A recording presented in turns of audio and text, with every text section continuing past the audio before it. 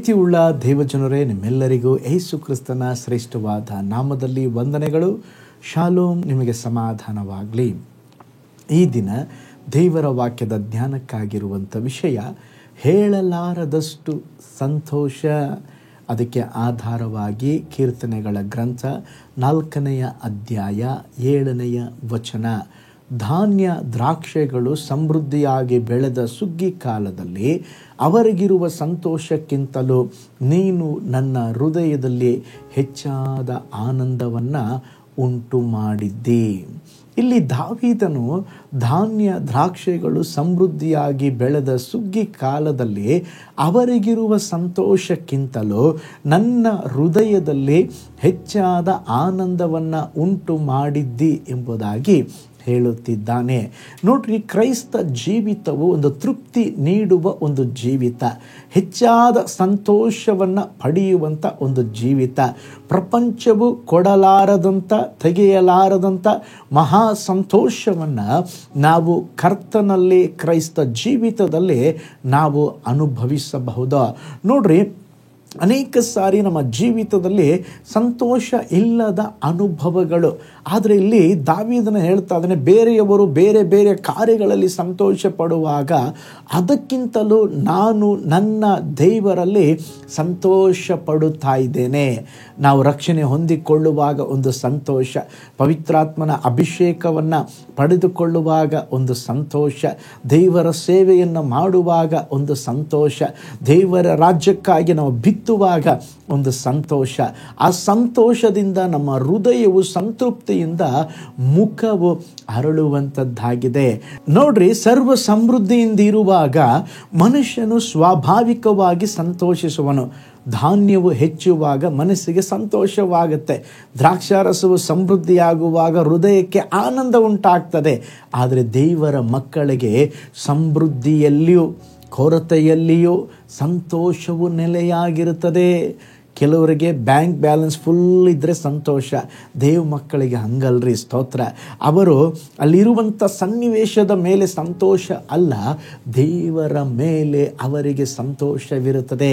ಅದಕ್ಕೆ ಪ್ರವಾದಿಯಾದ ಹಬಕ್ಕೂಕನು ಹೀಗೆ ಹೇಳುತ್ತಾನೆ, ಅಂಜೂರವು ಚಿಗುರದಿದ್ದರೂ, ದ್ರಾಕ್ಷಾಲತೆಗಳಲ್ಲಿ ಹಣ್ಣು ಸಿಕ್ಕದಿದ್ದರೂ, ಎಣ್ಣೆ ಮರಗಳ ಉತ್ಪತ್ತಿ ಶೂನ್ಯವಾದರೂ, ಹೊಲ ಗದ್ದೆಗಳು ಆಹಾರವನ್ನು ಕೊಡದೇ ಹೋದರೂ, ಹಿಂಡು ಹಟ್ಟಿಯೊಳಗಿಂದ ನಾಶವಾದರೂ, ಮಂದೆಯು ಕೊಟ್ಟೆಯೊಳಗೆ ಇಲ್ಲದಿದ್ದರೂ, ನಾನು ಕರ್ತನಲ್ಲಿ ಉಲ್ಲಾಸಿಸುವೆನು, ನನ್ನ ರಕ್ಷಕನಾದ ದೇವರಲ್ಲಿ ಆನಂದಿಸುವೆನೆಂಬುದಾಗಿ ಹೇಳುತ್ತಿದ್ದಾನೆ.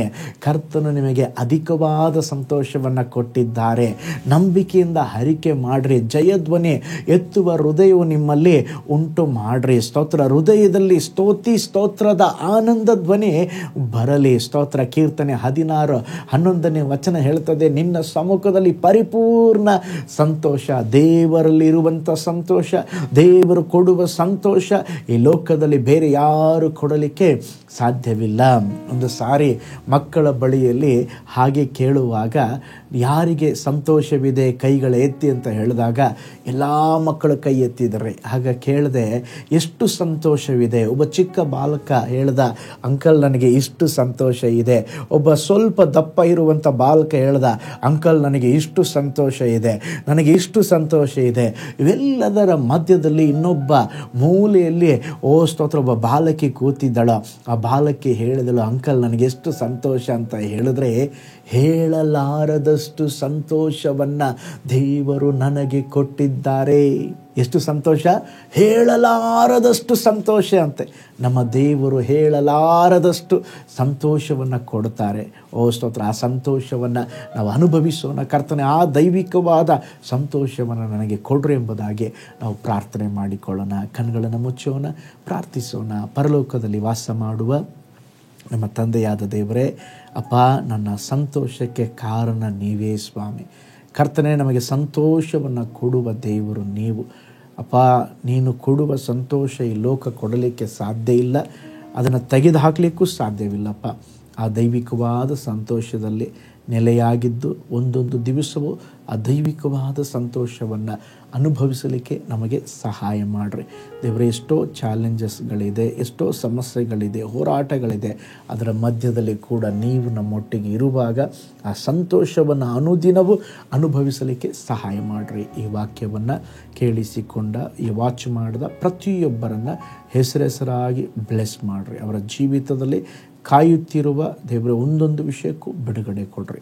ಅದ್ಭುತ ನಡೆಯಲಿ ಯೇಸುವಿನ ಹೆಸರಿನಲ್ಲಿ ತಂದೆಯೇ, ಆಮೇನ್, ಆಮೇನ್.